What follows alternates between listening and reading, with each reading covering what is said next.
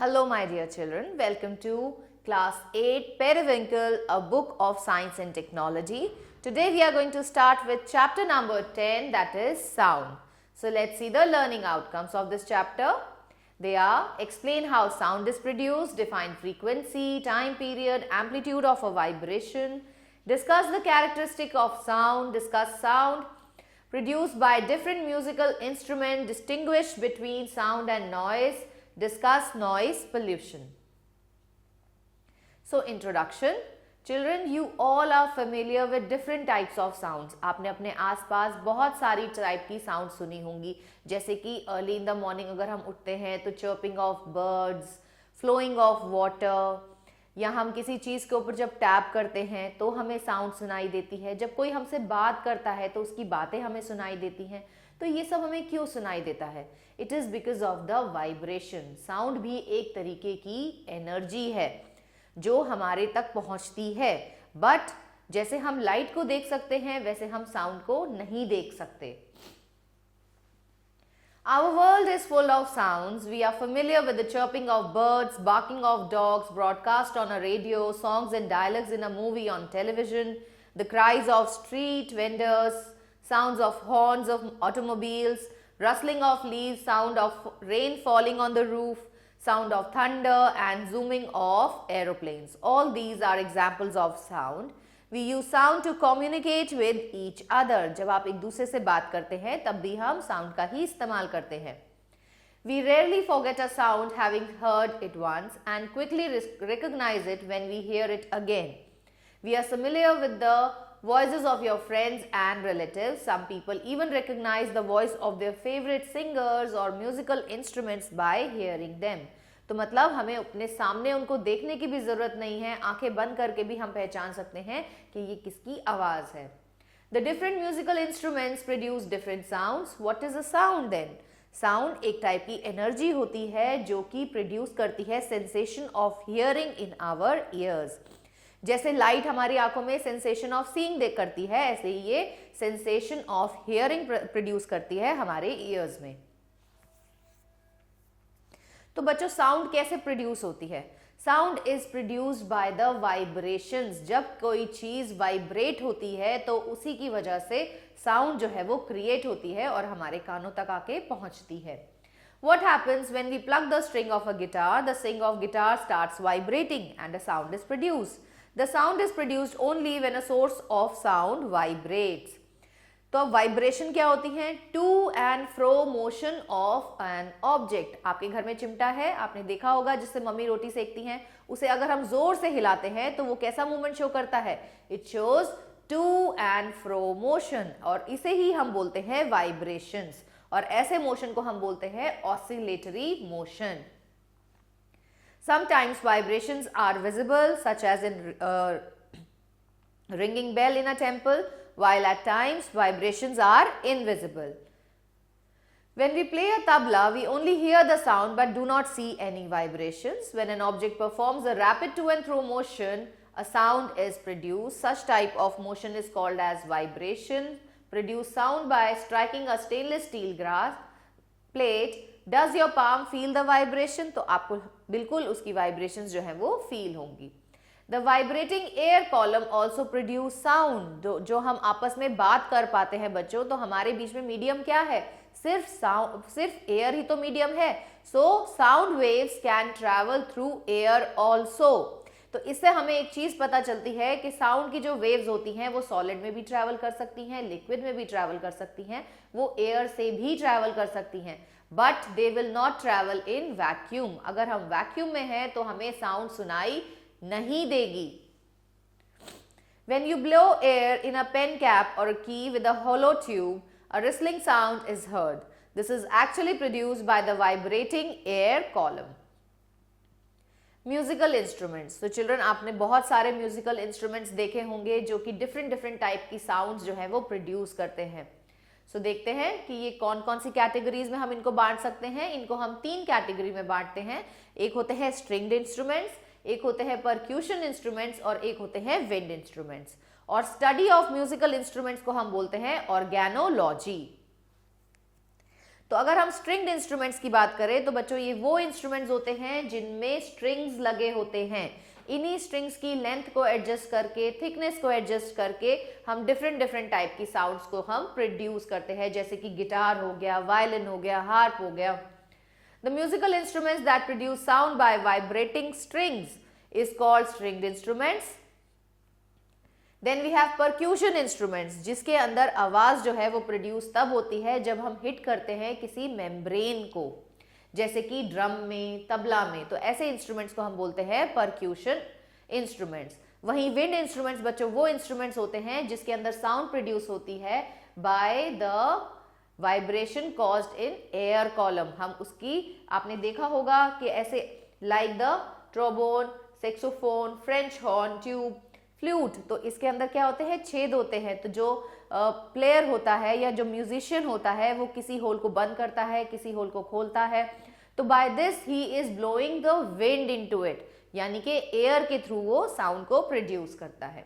The musical instrument in which sound is produced by vibrating column of air is called as wind instruments, like the example are flute and bugle. Many of us might have seen the majra, the ghatam, the knot and the kartal. These instruments are commonly used in different parts of our country. These musical instruments are simply beaten or stuck. अब हम बात करेंगे बच्चों frequency की, time period की, amplitude of vibration की। तो हमने ये जाना था कि जब हम टू एंड फ्रो मोशन कोई ऑब्जेक्ट शो करता है तो उस मोशन को हम क्या बोलते हैं, ऑसिलेटरी मोशन। और उसी ऑसिलेटरी मोशन की वजह से क्या प्रोड्यूस होती हैं, वाइब्रेशंस, जो कि साउंड को प्रोड्यूस करती हैं। To explain the term amplitude, time period and frequency, let us consider the example of oscillation of a simple pendulum. तो अगर आप एक सिंपल पेंडुलम देखते हो तो बच्चों उसके अंदर क्या होता है, एक स्ट्रिंग होता है which is attached, और दूसरी साइड उसमें लगा होता है एक बॉब। जहां ये बॉब की पोजीशन बिल्कुल स्ट्रेट होती है, that means it is at resting stage. इस रेस्टिंग स्टेज को हम बोलते हैं मीन पोजीशन। और अगर हम इसको डिस्प्लेस करते हैं, इसको हम इधर लेके जाते हैं, तो जो मैक्सिमम प्लेस डिस्प्लेसमेंट हम इसकी शो करते हैं यहां से, it is called as the extreme position. The maximum displacement shown by a bob to complete one oscillation is called as its amplitude. तो मीन पोजीशन हमें पता चल गई कि मीन पोजीशन क्या है, जब उसकी रेस्टिंग स्टेज होती है। और maximum displacement of an object from its mean position to the extreme position is called as its amplitude. और एम्पलीट्यूड की यूनिट जो होती है बच्चों वो हमेशा मीटर ही होती है। टाइम पीरियड, अब जब एक पेंडुलम आप डिस्प्लेस किया, एक्सट्रीम पोजीशन पे लेके गए, उसके बाद वो वापस से अपनी मीन पोजीशन पे आएगा, फिर एक्सट्रीम पे जाएगा और फिर मीन पे आएगा। तो जितना टाइम पीरियड उसको एक ऑसिलेशन कंप्लीट करने में लगा उसे ही हम बोलेंगे उसका टाइम पीरियड। और टाइम पीरियड हम हमेशा मेजर करेंगे बच्चों सेकेंड्स में। Time period of an oscillating body is inversely proportional to the frequency of oscillation. Frequency मतलब वो कितनी मोशन शो करता है, that is called as the frequency. और frequency और time period जो है वो inversely proportional है, that is time period is equals to 1 upon frequency. तो frequency हमें यहाँ से पता चल जाती है। frequency की फॉर्मूला क्या हो जाएगा, 1 upon time period, और इसकी जो यूनिट है वो होती है हर्ट्ज। तो what is frequency? Frequency is the number of times a body oscillates per unit time. The number of oscillations executed by an oscillating body in 1 second is called as its frequency. It is measured in hertz, that is Hz. If an object makes 10 oscillations in 1 second, तो इस case में frequency क्या हो जाएगी, it will be 10 hertz. The unit of frequency of waves, hertz, is named after the German scientist Heinrich Hertz. He worked in the field of radio waves but died before he could make radio into practical form of communication. Characteristics of sound. कितनी loud है sound, sound कैसी है, shrill है या hoarse है, ये हमें पता चलता है sound की loudness से और pitch से। Loudness is the property by virtue of which a loud sound can be distinguished from a faint sound. कोई चिल्ला के बात कर रहा है और कोई बहुत धीरे से बात कर रहा है तो आप इजीली डिस्टिंग्विश कर सकते हो कि कौन लाउड साउंड प्रोड्यूस कर रहा है और कौन फेंट साउंड प्रोड्यूस कर रहा है, अगर उनकी पिच सेम भी है तो भी।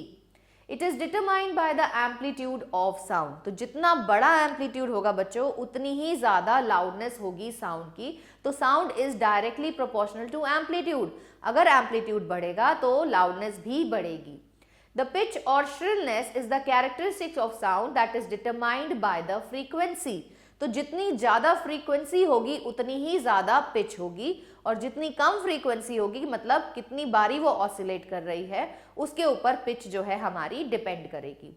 तो अगर हम गर्ल्स की बात करें तो गर्ल्स की जो साउंड होती है वो हाई पिच साउंड होती है, श्रिल वॉइस होती है गर्ल्स की। वहीं अगर हम बॉयज की बात करें तो उनकी वॉइस हॉर्स होती है। Sound produced by a whistle has higher pitch than the sound produced by a drum hitting its membrane. A woman's voice usually has higher pitch with higher frequency than that of a male.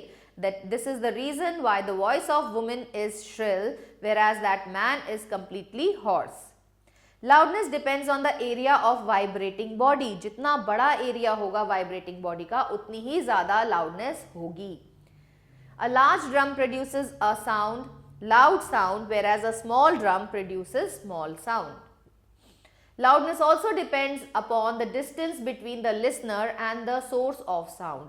जितना कम distance होगा बच्चों उतनी ज़्यादा loudness होगी। मतलब अगर हम कम distance से सुनते हैं तो हमें आवाज़ जो है वो तेज़ सुनाई देगी, और वहीं जितना ज़्यादा डिस्टेंस हो जाएगा उतनी कम तेज़ आवाज़ हमें सुनाई देगी।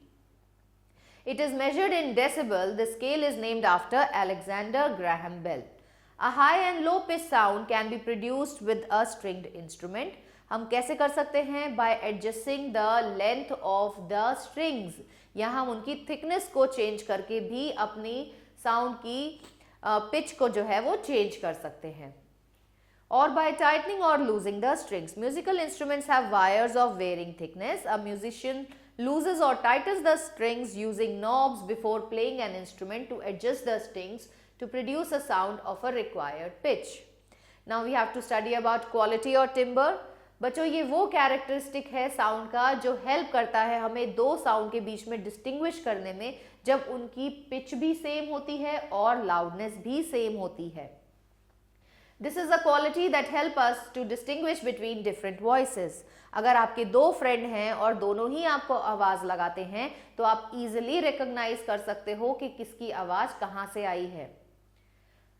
The two sounds with same pitch and loudness have different quality. इसी वजह से क्योंकि दोनों की साउंड की जो टिम्बर है या क्वालिटी है वो डिफरेंट होती है। That help us to differentiate between them. The quality of sound depends on the source of sound. For example, you can easily find out whether a sound is being produced by a guitar, sitar or a violin. It enables you to recognize the voice of your dear ones. Sound produced by humans. तो children sound humans के अंदर जो produce होती है it is because of a voice box जो कि हमारे throat में होता है। You can easily touch it. जब आप बात कर रहे होते हो आप यहाँ पे हाथ लगा के देखो तो आपको यहाँ पे vibrations feel होंगी। So this box is called as larynx. Larynx is present towards the top of the windpipe. If you touch your throat with your finger, you can feel the bump. This is actually the larynx. अब larynx के अंदर बच्चों दो flaps लगे होते हैं जिनके अंदर एक slit होती है और इन्हीं flaps को हम बोलते हैं vocal cords. तो जब हम सांस लेते हैं तो जो एयर अंदर जाती है उसकी वजह से वहाँ पे वाइब्रेशंस प्रोड्यूस होती हैं और तभी हमारी जो साउंड है वो प्रोड्यूस होती है। The vocal cords have narrow slit-like space between them. As we speak, the air in the lungs is forced out through the slit, which makes the vocal cords to vibrate and produce sound. In humans, the length of vocal cord varies. अगर हम mails की बात करें तो उनकी जो vocal cord होती है वो अराउंड 20 मिलीमीटर इन लेंथ होती है। वहीं अगर फीमेल की बात की जाए या बच्चों की बात की जाए तो उनकी जो होती है सिर्फ 5 मिलीमीटर तक ही होती है। This is the reason that the sound produced by children and women have high pitch sound as compared to that of men.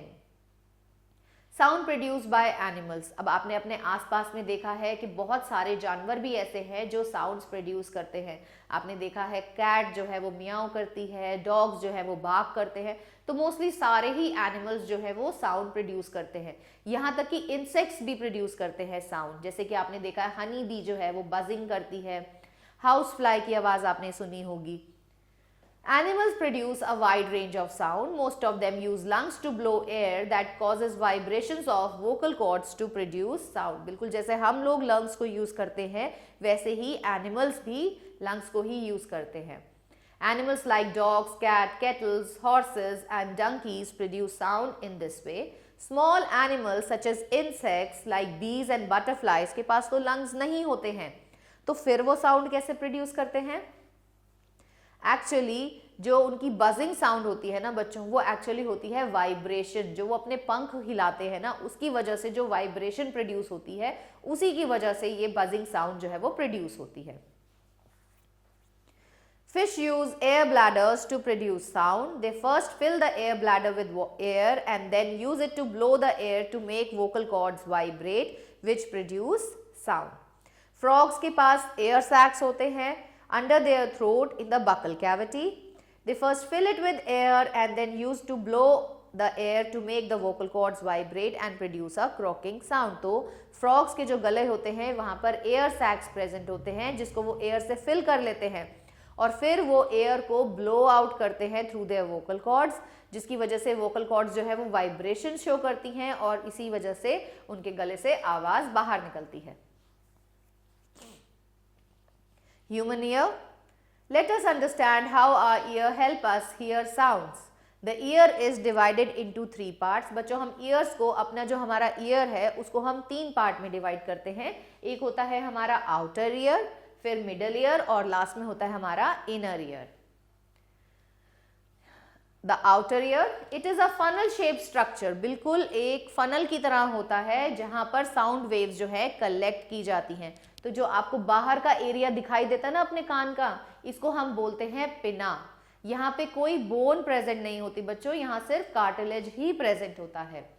The sound waves are collected by pinna and sent to the middle ear through auditory canal. तो जो हमारी sound waves है वो travel करती हैं through the auditory canal. फिर आता है middle ear. मिडल ईयर में एयर फिल्ड कैपेसिटी होती है. It consist of thin flexible stretch tissue called ear drum. ये वही ईयर ड्रम है जहां पर आके वाइब्रेशंस जो हैं वो स्ट्राइक होती हैं और जिसकी यही वाइब्रेशंस फिर ब्रेन को ट्रैवल की जाती हैं थ्रू द ऑडिटरी नर्व और फिर ब्रेन इंटरप्रेट करके हमें बताता है कि क्या साउंड प्रोड्यूस हुई है. The eardrum is connected to 3 small bones. तो ये जो 3 स्मॉल बोन्स हैं कौन कौन सी हैं? Malleus, incus and stapes. ये हमारी बॉडी की सबसे छोटी बोन्स होती हैं. ये बिल्कुल एक दूसरे के साथ ऐसे अटैच्ड होती हैं जैसे कि एक hammer. in a manner that enable sound waves vibrate the eardrum, thereby transforming sound waves into vibrations. Inner ear के अंदर बच्चों होता है कॉक्लिया जो कि एक कॉइल्ड स्ट्रक्चर होता है, ट्यूब की तरह होता है, बिल्कुल कॉइल्ड होती है ये tube. Vibration from the 3 bones reach the inner ear where they are transmitted into the nerve impulse. फिर ये nerve impulse brain तक लेके जाता है. कौन लेके जाता है? Auditory nerve लेके जाती है. ब्रेन इसको परसीव करता है इस इम्पल्स को और फिर हमें साउंड जो है वो सुनाई देती है. Whales, porpoises and dolphins have complex vocal communication system. They communicate with each other by means of pulsing high and low pitch sounds. They can communicate with each other when they are over distance of 850 kilometers. Some species of whales use sound waves to see and hunt in murky water where a sight of little use. Even in complete darkness, they can find their way through oceans and search for food. Propagation of sound. तो children हमने discuss किया था कि जो sound है उसको travel करने के लिए मीडियम की आवश्यकता होती है. Sound can easily travel through solid, sound can easily travel through liquid as well as gas. लेकिन साउंड जो है वो वैक्यूम में ट्रैवल नहीं कर सकती है. Sound is a form of energy that moves from a source. For its propagation, it requires a material medium. Sound does not propagate in vacuum. यही वजह है कि जो एस्ट्रोनॉट्स है वो एक दूसरे को नहीं सुन पाते हैं on the surface of the moon क्योंकि वहां पर एयर प्रेजेंट नहीं है. There is no air around the moon surface to allow the propagation of sound waves from a speaker to the recipient. When the source of sound vibrates, it collides with the particles present in air. These particles after collision further collide with other particle. This sequence of collision continues in a form of chain. तो क्या होता है बच्चों, continuous rarefaction और contraction होता रहता है air में, जिसकी वजह से साउंड वेव जो है वो आगे की तरफ ट्रैवल करती है. Carrying the sound energy till the energy of the particles become too feeble to collide further and propagate the sound any longer. Actually, sound can travel through any medium. However, speed varies depending upon the medium through which it travels. It travels faster in solids. तो sound सबसे ज़्यादा faster किस में travel करती है? Solids में transmit होती है और गैसेस में ये सबसे कम होती है. Reflection of sound. बच्चों, अगर हम एक खाली कमरे में आवाज लगाते हैं तो हमें अपनी साउंड जो है वो वापस से सुनाई देती है. ऐसी साउंड जो रिफ्लेक्ट होके वापस हमें सुनाई दे उसे हम बोलते हैं एको. This repeating sound is called an echo. Like light, sound gets reflected at the surface of solid or liquid. लेकिन इस चीज के लिए हमें एक कंडीशन बहुत जरूरी है कि रूम जो है वो खाली होना चाहिए, वहां पे सामान नहीं होना चाहिए, क्योंकि अगर वहां सामान होगा तो साउंड वेव्स जो है वो अब्सॉर्ब कर ली जाएंगी और हमें रिफ्लेक्टेड साउंड जो है वो सुनाई नहीं देगी. The direction in which sound is incident and reflected makes equal angle with the normal to the reflecting surface at the point of incidence, and the three are in the same plane. An obstacle of large size which may be polished or rough is needed for the reflection of sound wave. The sensation of sound persists in our brain for about 0.1 seconds. तो 0.1 second तक हमारे जो brain है उसके अंदर sensation of sound रहती है. To hear a distinct echo, the time interval between original sound and reflected sound must be at least 0.1 seconds. For hearing distinct echoes, तो कितना मिनिमम डिस्टेंस होना चाहिए? ये होना चाहिए 17.2 मीटर. हमारा डिस्टेंस और ऑब्स्टिकल के बीच में डिस्टेंस जो है वो 17.2 होना चाहिए, तभी हमें एको जो है वो सुनाई दे सकती है. This distance will change with temperature of air. Echoes may be heard more than once due to successive or multiple reflections. The rolling of thunder is due to successive reflection of sound from a number of reflecting surfaces such as clouds and land. Absorption of sound. तो children, जितने भी obstacles है आपने देखा है अपने room में, आप अपने रूम में किसी को आवाज़ लगाते हो तो क्या एको प्रोड्यूस होती है? नहीं होती. ऐसा क्यों? क्योंकि हमारा रूम जो है उसमें बहुत सारा सामान होता है. तो ये सामान क्या करता है? It helps in absorption of sound and so echoes are prevented. Things like polished surface, mirrors, metal objects and rocks reflect sound. But there are certain substances that absorb sound. They include asbestos, curtains and gunny bags. They are sound absorbers. A sound created in a big hall will persist by repeated reflection from the walls until it is reduced to value where there is no longer audible. The repeated reflections that result in this persistence of sound is called as reverberation. अगर एक बहुत बड़ा hall है और वहाँ पर हम बात करते हैं तो हमारी को आवाज़ बार बार सुनाई देगी and this multiple reflection of sound is called as reverberation. इसीलिए आपने देखा होगा कि जो बड़े बड़े हॉल्स होते हैं उसमें बड़े बड़े कर्टन्स लगे होते हैं. कर्टन्स क्यों लगे होते हैं? Because they act as sound absorber. वो रेवर्बरेशन नहीं होने देते. In an auditorium or big hall, excessive reverberation is highly undesirable. To reduce reverberation, the roofs and walls of the auditorium are generally covered with sound-absorbing material like compressed fiberboard, rough plaster or draperies. The seat material are also selected on the basis of sound-absorbing property.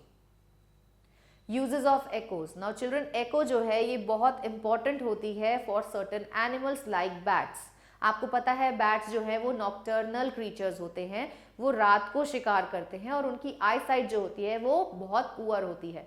तो वो sound भेजते हैं अपनी, और जब ये sound किसी pray को स्ट्राइक करती है तो ये वापस बैट्स तक रिटर्न करती है और उन्हें पता चल जाता है उनका प्रे कहाँ है और फिर वो जाकर उसको कैच करते हैं. Echoes are used by bats, dolphins and fishermen to detect an obstruction. As the bat flies about, it constantly produces high-pitched sound. When these sounds hit an insect, they echo back to the bat's ear. This makes the bat produce more frequent sound, resulting in more echoes. Following the path of echoes, the bat traps its insect prey. Echoes are also used in sonar. ये बहुत important है बच्चों, जिसका पूरा full form होता है sound navigation and ranging. ये हमारे शिप्स में यूज किया जाता है और सोनार को पानी के अंदर भेज के जो हमारे सेलर्स हैं वो इजीली पता लगा सकते हैं कि कहाँ पर कोई ऑब्स्टिकल प्रेजेंट है, आइसबर्ग प्रेजेंट है या कोई बहुत बड़ी फिश प्रेजेंट है। Sonar employs the detection of reflection of ultrasonic waves for the detection of an object. It is used to measure the depth of seas and oceans to locate objects like submarines or shipwrecks. The ultrasonic waves travel through water और ये जब किसी target को strike करती हैं तो ये वापस से रिफ्लेक्ट बैक होती हैं और फिर इनको डिटेक्टर जो है वो डिटेक्ट कर लेता है, उससे हमें पता चल जाता है। The detector then converts the wave into electrical signals which are probably interpreted. Echoes also found application in medical science like ultrasonography and echocardiography for imaging of human organs. वहीं अगर हम स्पीड की बात करें तो बच्चों स्पीड का formula क्या होता है? स्पीड की डेफिनेशन होती है distance travelled bye a body in a unit time. तो इसका मतलब क्या है? स्पीड का फॉर्मूला क्या हुआ? Distance upon time. तो जो साउंड है उसकी स्पीड क्या है इन एयर? इट इज, ये भी हम मेजर करते हैं मीटर पर सेकेंड में। The speed of sound is not constant in all medium. Speed of sound बच्चों डिफरेंट होती है डिफरेंट मीडियम्स में। It changes from gases to solid and liquid medium. तो स्पीड ऑफ साउंड सबसे ज्यादा किस में होती है? सॉलिड्स में होती है, और सबसे कम किस में होती है? गैसेस में होती है। It changes with increase in temperature of the medium. The speed of sound in air is 330 meter per second. ये कब है? 0 डिग्री सेंटीग्रेड पे, और जब अगर टेम्परेचर 25 डिग्री का होता है तो it is 343 metre per second. Speed of air in water is 1482 metre per second and speed of sound in steel is 6100 metre per second. Audible and inaudible sounds. तो children ऐसी बहुत सारी sounds हैं जो ह्यूमन ईयर जो है वो सुन नहीं सकता। तो ऐसी जो साउंड्स होती हैं उनको हम कैटेगराइज करते हैं as infrared as well as ultrasonic waves या अल्ट्रासाउंड्स। तो इसमें क्या है कि ऑडिबल रेंज कहाँ से है? 20 हर्ट्ज से लेके 20,000 हर्ट्ज तक की जो साउंड होती है वो ऑडिबल होती है टू ह्यूमन ईयर। इससे नीचे वाली साउंड वेव्स या इससे ऊपर वाली साउंड वेव्स वो हम नहीं सुन सकते। To hear a sound, it must have a particular frequency. The frequency range of sound which a human ear can perceive is called the audible range, whereas the sound waves that cannot be perceived by human ears are called as inaudible sound. तो audible range क्या है? वो है 20 hertz से लेके 20,000 hertz तक। इसे हम बोलते हैं सोनिक रेंज। और इससे नीचे वाली रेंज यानी कि 0 से लेके 20 हर्ट्ज तक की जो साउंड वेव है उसको हम बोलते हैं infrasonic waves. Animals like dogs are capable of hearing ultrasonic waves. About 2/3 of the noises made by elephants are too low for human ear to detect. They are infrasonic. The frequency waves above 20,000 Hz, इसको हम बोलते हैं ultrasonic waves या ultrasounds.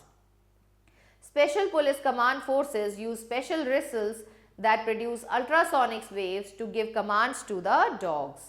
Some whales use sound waves to hunt their food in the dark seas whereas there is complete darkness. तो बच्चों human ear के लिए it is not possible to hear the infrasonic as well as the ultrasonic sound waves. There is a natural boon to humans, or else we would be hearing the beating of our heart as well as the sound being produced due to muscular contraction and movement of body parts. Nowadays, science and technology has developed devices to use ultrasonic waves for our benefit. तो इसके क्या क्या benefits हैं आइए देखते हैं. By dishwashers to wash the dishes. In detection of flaws in metallic structures. अगर किसी जगह पे जैसे कोई आपने बहुत बड़ा ब्रिज बनाया है और ब्रिज में कहीं पे गैप्स है तो उन गैप्स को डिटेक्ट करने के लिए भी बच्चों हम अल्ट्रासोनिक साउंड्स का यूज करते हैं. ह्यूमन ऑर्गन्स को देखने के लिए अंदर मतलब कोई कहाँ पे कोई डिफेक्ट है उस डिफेक्ट को डिटेक्ट करने के लिए भी हम अल्ट्रासोनिक वेव्स का यूज करते हैं. In testing the thickness of different parts of metallic structures in industry, in medical science, ultrasound waves are used in relieving the pain in muscles and joints to monitor the growth of fetus in a pregnant woman. Noise and music. तो children, हम different sound सुनते हैं। कुछ sounds ऐसी होती हैं जो हमारे कानों को बहुत अच्छी लगती हैं, which are pleasing to hear, लेकिन कुछ साउंड्स ऐसी होती हैं जो हमारे कानों को बिल्कुल अच्छी नहीं लगती सुनने में। तो the sounds which are pleasing to our ears is called as music, और वो साउंड जो हमारे कानों को सुनने में बिल्कुल अच्छी नहीं लगती उसे हम बोलते हैं noise. In our daily life, we hear different sounds. Some of the sounds are pleasing to ears, others are cause discomfort. For example, sound of horns. जब आप किसी ट्रैफिक जैम में फंस जाते हो और हॉर्न्स की साउंड बजती रहती है तो आप कहते हो ना कितनी बुरी साउंड लग रही है, तो वो क्या है? वो नॉइस है। Noise is the combination of sounds of all different frequency, regular and non-periodic vibrations. Soothing, pleasing, refreshing sound produce a pleasing sensation, जिसको हम बोलते हैं म्यूजिक या फिर musical sound. Musical sound refers to the regular pattern of vibrations. तो इसमें क्या होते हैं? रेगुलर पैटर्न्स होते हैं। वहीं अगर हम नॉइज की बात करें तो यहाँ पे डिफरेंट फ्रीक्वेंसीज की साउंड जो है हमें सुनने को मिलती है। Noise pollution. We are already familiar with the concept of air pollution being caused due to presence of unwanted gases and suspended particle in air. ऐसे ही जब बहुत सारी unwanted sounds इकट्ठे प्रोड्यूस होती हैं in the environment, वो result करती हैं noise pollution में। This is largely caused by the sound of automobiles, explosion, bursting of crackers, loudspeakers, etc. Some major sources of noise pollution are कि भाई आप रोड पे जा रहे हो, ऑटोमोबाइल्स में बार बार हॉर्न बज रहे हैं, उनकी साउंड जो है वो हमें इरिटेट करती है, तो it causes the noise pollution. The effect is more severe in the residential area which has no buffer zone. Buffer zone is formed of green belt. अब अगर आप ये देखो कि जो शहर में पेड़ों की कमी होती है, तो पेड़ क्या करते हैं? They are act as the sound absorbers. तो जहां पर ज्यादा अमाउंट में पेड़ प्रेजेंट होते हैं वहां नॉइज ज्यादा क्रिएट नहीं होती, क्योंकि साउंड जो है वो एक बफर जो ट्रीज हैं they form a buffer zone. Green belt होते हैं ये, जो कि साउंड को अब्जॉर्ब कर लेते हैं, thus reducing their ill effect. Industries located close to residential area cause noise pollution. Some machines like grinding, crushing machines produce a lot of noise. Rail and air traffics are another major cause of noise pollution. The people living near a railway line or airport suffer severe disturbances. Loud sounds are loud as the atoms of molecule carrying them vibrate with a lot of energy. तो loud sound हमें क्यों सुनाई देती है? क्योंकि उस case में vibrations जो है उनकी एम्पलीट्यूड जो है वो इंक्रीज हो जाती है, इसी वजह से हमें वो साउंड तेज सुनाई देती है। Soft sounds have smaller vibrations. Sounds that are higher than 130 decibel are usually uncomfortable. तो यही वो साउंड की वेव्स है जो कि हमारे लिए नॉइज पोल्यूशन को कॉज करती हैं। Decibel value of different sources of noise are listed below. तो फेंट साउंड जो है, जैसे कि विंड ब्लो कर रहा है, तो उसकी वैल्यू होती है only 10 decibel. Audible but not low whisper, ये होती है 20 डेसिबल। नॉर्मल थंडर की होती है 70 decibel. Speeding train 90 decibel. Loud thunder, road drilling 120 decibel, sirens, heavy machinery 140 decibels, rocket launch 180 decibel. Effects of noise pollution. Children, noise pollution जैसे कि बाकी pollutions होते हैं हमारी हेल्थ पे एडवर्स इफेक्ट डालते हैं, वैसे ही noise pollution भी हमारी हेल्थ पे एडवर्स इफेक्ट डालता है। It has been estimated any sound formed of noise above 60 decibel could cause permanent damage to human ear if exposed for a large duration of time. तो अगर हम ऐसी sound waves को ज़्यादा time तक सुनते हैं तो हम बहरे भी हो सकते हैं। The damage could be extended that the person could become deaf partially or even completely. Other harmful effects क्या हैं कि ये हमारा ब्लड प्रेशर इंक्रीज कर देता है, हमारी हार्ट बीट इंक्रीज कर देता है। आपने देखा होगा जब हम पार्टीज वगैरह में जाते हैं, वहाँ डीजे बजते हैं, तो हमारी हार्ट बीट कैसे हो जाती है? इंक्रीज हो जाती है। Failure in concentration at work, hence loss in productivity. Mental disturbance, illness, लोगों को नींद नहीं आती है, सिर में दर्द रहता है, ड्रिजीनेस आ जाती है। Damaging effect on the circulatory system. Control of noise pollution. We could observe various measures that helps to reduce noise pollution and prevent the damage being caused due to it. Some of these steps are: use a sound absorber in auditorium and industries, use of low noise automobile engines with silencer fitted. Avoid listening to loud music at homes or while being in cars. Use of double glazed glass panels at homes and offices. Enforcing law banning bursting of crackers and use of loudspeakers. Enacting laws to control noise pollution caused by traffic on road and industries. Carrying out plantation on roadside. क्यों? क्योंकि plantation will help in absorbing the sound waves. तो ये सारे precautions लेके हम noise pollution को फैलने से रोक सकते हैं. Have a look on new words. Vibrations, a rapid to and fro movement of a body about a central position. The number of oscillation per seconds executed by a vibrating object को हम बोलते हैं frequency. Amplitude, the maximum displacement of an object from its mean position to extreme position. Voice box, sound producing organs in our body and bodies of some other animals. Eardrum, a thin membrane in the ear which receives sound vibrations from outer ear. Oscillation, one complete to and fro movement about the mean position of the pendulum. Infrasonic sound, the sound with the frequency below 20 Hz that human ears cannot perceive. Ultrasonic sound, the sound with frequency above 20,000 Hz that human ear cannot perceive. Have a look on wrap up, children. Sound is a form of energy that produces a sensation of hearing in our ears. A sound is produced because of vibration produced by an object. Amplitude क्या होता है? Maximum displacement of a bob of a pendulum from mean position on either side. Frequency is the number of oscillations per unit second. Louder is the sound if the larger amplitude of vibration. If sound has higher frequency, तो उसकी pitch भी कैसी होगी? High होगी. Sound cannot travel in vacuum. उसको एक medium चाहिए transmit होने के लिए, जैसे कि solid, liquid और gas. Sound waves would travel faster in solids or slowest in gases. An echo is a sound wave reflected back after striking a surface. Sound with frequency 20 Hz to 20,000 Hz can be perceived by human ear. Sound waves with frequency below 20 Hz are called infrasonic sounds. Human ear cannot perceive these sounds. Sounds wave with frequency above 20,000 Hz are called ultrasonic sounds. They cannot be perceived by our ears. The sound that produces pleasing sensation to our ear is called music, और जो हमें irritating sensation cause करती है, that is called as noise.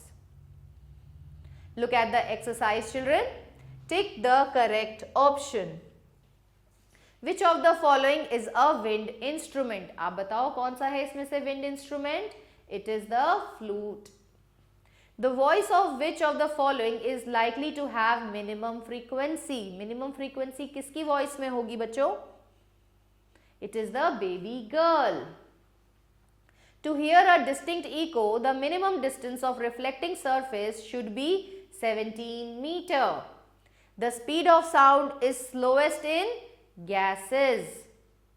The audible range of frequency for human is 20 Hz to 20,000 Hz. The pitch of sound depends on the frequency of the vibrating body.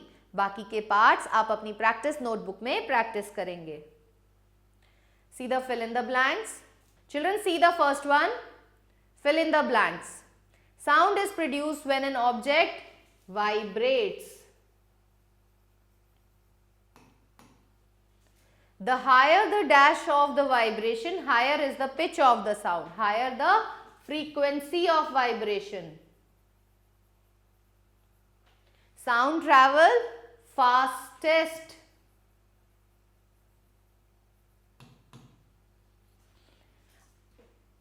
A dash is a sound heard after reflection from a large rigid surface such as wall or cliff. It is called an echo. Loudness is measured in decibel.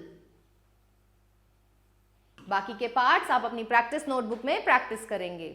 State whether true or false. Lower the frequency of vibration, lower is the pitch. बिल्कुल सही बात है. This is true. Sound cannot travel through vacuum. बिल्कुल सही बात है. Human ear hear vibrations with the help of vocal cord. नहीं, human ear किसकी वजह से सुनता है? Because of the eardrum. With increasing amplitude, loudness of sound decreases. Loudness increase होती है, so this is also false. A sound of frequency below 20 Hz is called ultrasound. नहीं, this is again false. With this, we have come to the end of this chapter. Hope you have understood this chapter nicely, children. Stay tuned for the next video. Till then, goodbye.